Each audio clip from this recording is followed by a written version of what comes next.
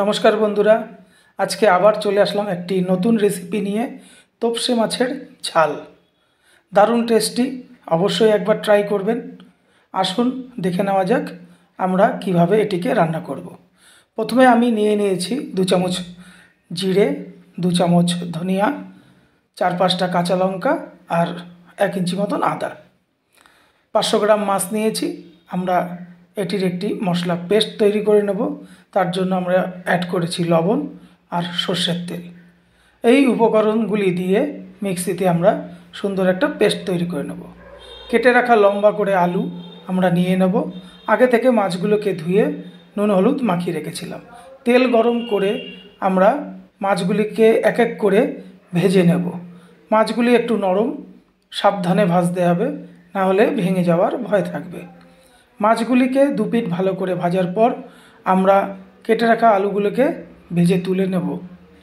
এবার তেল গরম করে আবারও কালো জিরে ফোড়ন দিয়েছি আর দিয়ে দেব আমাদের করে রাখা মশলাটি। এবার ভালো করে আমরা একটুখানি কষিয়ে নেব 2 থেকে 3 মিনিট। একটু তেল ছেড়ে আসলে দিয়ে দেব টমেটো পেস্ট। টমেটো পেস্টটি দিয়ে ভালো করে আমরা মিশিয়ে 3 থেকে 4 মিনিটের জন্য মশলাটিকে হতে দেব।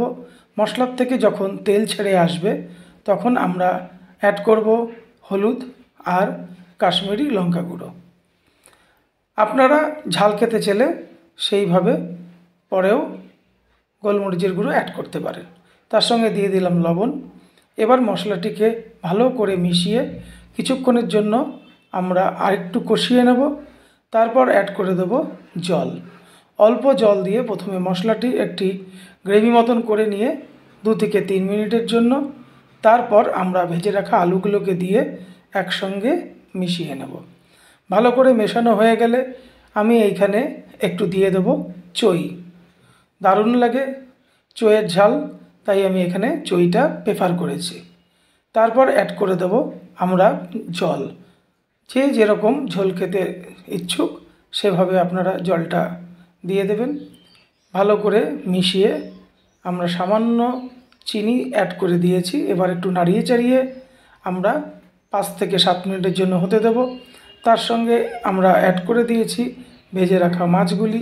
এবার হালকাভাবে মাছগুলোকে নাড়িয়ে চাড়িয়ে মিশিয়ে নিয়ে আমরা এটাকে ঢাকনা দিয়ে রেখে দেব 10 থেকে 12 মিনিটের জন্য। ব্যাস রেডি আমাদের চই দিয়ে তোপসে মাছের ঝাল। অসাধারণ খেতে হবে, অবশ্যই একবার ট্রাই করবেন। ভালো লাগলে কমেন্টে জানাবেন।